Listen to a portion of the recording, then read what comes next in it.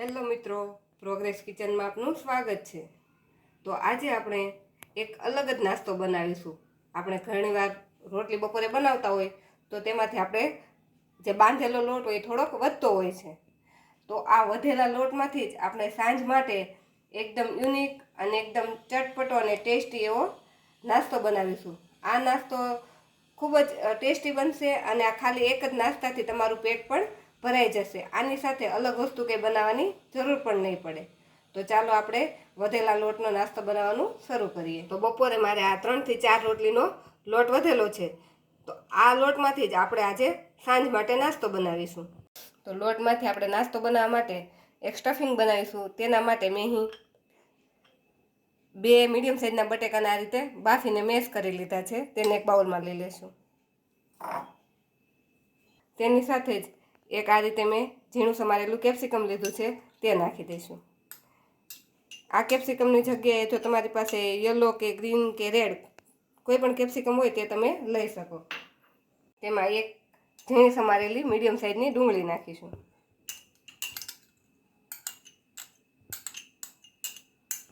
તીખાસ માટે મેં મરચી લીધી છે, 2 મીડિયમ સાઇઝની મરચીને આ રીતે ઝીણી સમારી લીધી છે, તે નાખીશું। એની સાથે જ લીલા ધાણા નાખી દઈશું। હવે આ બધી જ વસ્તુમાં આપણે મસાલા મિક્સ કરી લઈશું। તો તેમાં આપણે અડધી ચમચી હળદર નાખીશું, 1 ચમચી લાલ મરચું પાવડર નાખીશું, સ્વાદ પ્રમાણે મીઠું નાખીશું,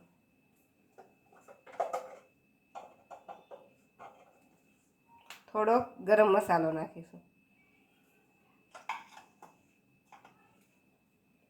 1 ચમચી ધાણા જીરું પાવડર નાખીશું, અડધી ચમચી જેટલો મરી પાવડર નાખીશું, અડધી ચમચી જેટલો આમચૂર પાવડર નાખીશું। આમચૂર પાવડરની જગ્યાએ જો તમે લીંબુનો રસ નાખવો હોય તો તે પણ નાખી શકો। બધી જ વસ્તુને મિક્સ કરી એક સ્ટફિંગ બનાવી લઈશું।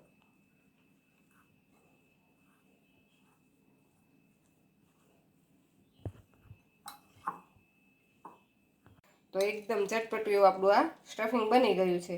આમાં તમે તમારા મનપસંદના કોઈ પણ શાક નાખી શકો। જો તમારે કોબીજ, ગાજર, બીટ જે પણ વસ્તુ નાખવી હોય તેને ઝીણી ઝીણી સમારી કે ખમણીને આમાં તમે નાખી શકો।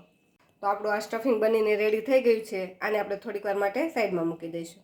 તો આપણો જે લોટ હતો તેમાંથી આપણે એક મીડિયમ સાઇઝનો એટલે કે રોટલી થાય, મોટી રોટલી થાય એટલો એક લુવો લઈ લેશું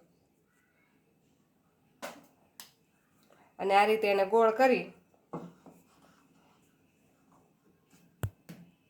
મીડિયમ સાઇઝની, બહુ પાતળી નહીં અને બહુ જાડી નહીં એવી એક રોટલી વણી લઈશું।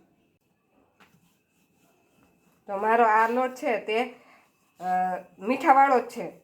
જો તમે મીઠા વગરનો લોટ હોય તો આ રોટલી વણી તેના પર થોડોક ચાટ મસાલો લગાવી દેવાનો।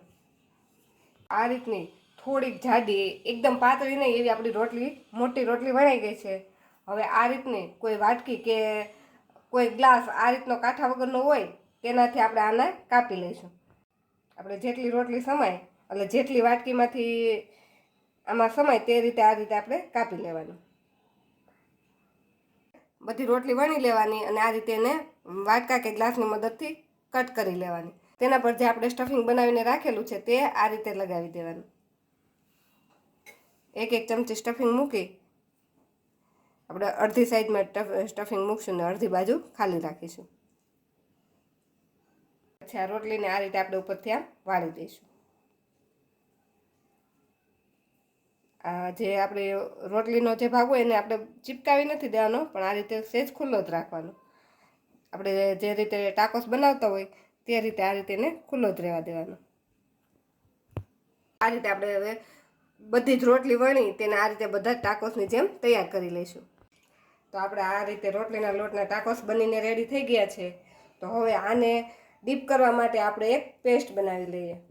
તો આ આપણા જે રોટલીના લોટના ટાકોસ છે તેને ડીપ કરવા માટે આપણે એક પેસ્ટ બનાવવાની છે। તેના માટે આપણે એક બાઉલમાં અડધા કપ જેટલો ઘઉંનો લોટ લઈ લઈશું। ઘઉંના લોટની જગ્યાએ તમે મેંદો કે ચણાનો લોટ કોઈ પણ વાપરી શકો। લોટમાં આપણે અડધી ચમચી હળદર પાવડર નાખીશું, અડધી ચમચી લાલ મરચું નાખીશું, સ્વાદ પ્રમાણે મીઠું નાખીશું, અડધી ચમચી ધાણા જીરું પાવડર નાખીશું અને તેની સાથે જ આ રીતે જે મીઠો લીમડો હોય તેને આ રીતે મેં ઝીણો સમારી લીધો છે. 1 ચમચી જેટલો મીઠો લીમડો નાખીશું ને અડધી ચમચી જેટલો ચીલી ફ્લેક્સ નાખીશું. એની સાથે જ આપણે થોડા લીલા ધાણા નાખી દઈશું. એમાં થોડું થોડું પાણી નાખી આપણે આની એક પેસ્ટ બનાવી લઈશું. આની પેસ્ટ આપણે એકદમ પાતળી નથી બનાવવાની, થોડીક ઘાટી એવી આપણે એને પેસ્ટ બનાવવાની છે. એના માટે આપણે એમાં પહેલાં થોડું થોડું પાણી એડ કરતા જઈશું એટલે એકદમ પાતળી ન થઈ જાય. ને આ રીતે મિક્સ કરી અને એકદમ ગાંઠા વગરની એવી પેસ્ટ બનાવવાની છે.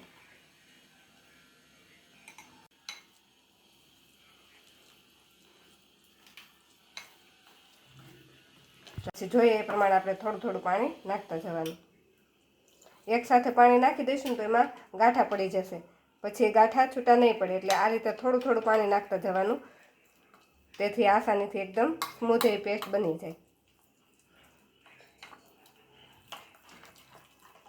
તો આ રીતે આટલી ઘાટી એવી આપણે આની પેસ્ટ બનાવવાની છે ને એમાં એકદમ સ્મૂથ એવી બનાવવાની, એમાં લમ્સ ન રહે તેનું ખાસ ધ્યાન રાખવાનું.